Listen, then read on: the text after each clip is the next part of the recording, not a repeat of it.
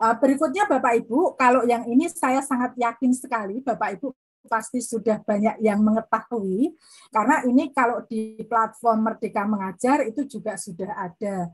Di panduan pembelajaran kurikulum Merdeka juga sudah ada. Jadi kalau kita menyusun atau merencanakan kurikulum, maka komponen-komponen kurikulum itu harus kita masukkan. Yang pertama adalah karakteristik satuan pendidikan. Nah, dari mana kita dapat data tentang karakteristik? Dari langkah pertama tadi, Bapak Ibu. Jadi menganalisis dulu terkait dengan karakteristik satuan pendidikan. Ya, Bapak Ibu guru hebat, setelah karakteristik satuan pendidikan kita ketahui, maka langkah berikutnya adalah merumuskan visi, misi, dan tujuan. Kemudian yang ketiga, pengorganisasian pembelajaran, baik itu intrakurikuler, kemudian kokurikuler, dan ekstrakurikuler. Termasuk di sini Bapak Ibu, karena pengorganisasian pembelajaran nanti ada kaitannya dengan pembagian waktu, kemudian juga pembagian jam mengajarnya, kemudian juga memutuskan Bapak Ibu, karena di KON-nya, di proyek profil pelajar Pancasilanya, itu kan ada berbagai pilihan. Apakah sekolah akan menggunakan sistem blok, itu ada pada pengorganisasian, ataukah dengan sistem mengambil 1 jam setiap hari, ataukah mengambil hari tertentu, misalnya hari Sabtu khusus untuk proyek semua, itu semua dikembalikan ke masing-masing satuan pendidikan. Karena masing-masing teknik itu ya tergantung karakteristik dari satuan pendidikan.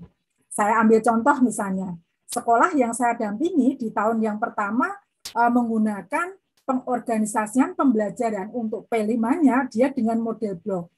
Nah, tetapi setelah dievaluasi ternyata kok banyak ini ya kekurangannya. Maka pada tahun berikutnya menggunakan model atau metode diambil 1 hari di setiap minggunya, yaitu pada hari Sabtu, khusus untuk pelaksanaan proyek penguatan profil pelajar Pancasila. Tapi itu tergantung dari kondisi sekolah masing-masing, dari karakteristik masing-masing. Mengapa? Karena ya kondisi sekolah itu tidak bisa disamakan. Yang keempat, Bapak Ibu, setelah mengorganisasikan pembelajaran, jadi mengatur waktunya, lalu mengatur bagaimana tekniknya, langkah berikutnya di dalam penyusunan atau pengembangan kurikulum, perencana kurikulum yang akan digunakan adalah terkait dengan rencana pembelajaran. Jadi tentunya kan juga ada rencana pembelajarannya.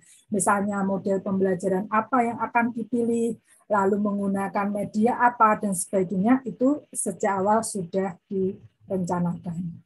Lalu yang kelima, pendampingan, evaluasi, dan pengembangan profesional. Dan jangan lupa Bapak Ibu, di situ yang keenam, komponen keenam adalah lampiran. Lampiran ini bisa Bapak Ibu gunakan jika perlu, misalnya melampirkan terkait dengan dasar hukumnya, pengembangan kurikulum yang ada di sekolah, atau kalau yang bagi sekolah yang memiliki kekhususan, seperti tadi misalnya SD Islam Terpadu, SMP Islam Terpadu, atau yang lainnya ada kekhususan, itu bisa juga menambahkan di lampirannya. Ya, oke, next Mas Yuda, berikutnya. Ya, slide berikutnya Mas Yuda.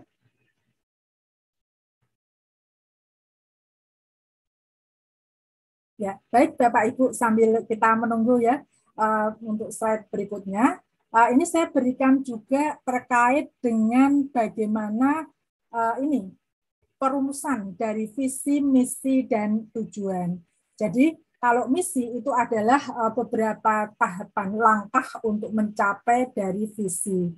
Jadi saya sangat yakin sekali semua satuan pendidikan itu pasti merumuskan visinya adalah yang terbaik. Atau misalnya saya ambil contoh mencetak generasi unggul yang beriman dan bertakwa misalnya. Atau mungkin ada juga mencetak generasi unggul yang beriman, bertakwa, dan berjiwa entrepreneurship. Nah, itu semuanya kan bagus semua ya Bapak Ibu guru hebat. Sehingga nanti harapannya dari visi yang sudah dirumuskan, maka akan memunculkan adanya visi adanya misi. Misi itu adalah tahapan langkah-langkah untuk mencapai visi. Kemudian juga ditentukan adanya tujuan. Jadi bisa jadi Bapak Ibu di sekolah yang satu gugus, satu kecamatan itu nanti ya pasti akan berbeda. Mengapa? Tadi sudah saya sampaikan di awal, karena tiap satuan pendidikan itu punya karakteristik yang berbeda. Karakteristik alam sekitarnya yang berbeda, karakteristik sosial budayanya, dan utamanya peserta didiknya kan tidak sama ya Bapak Ibu.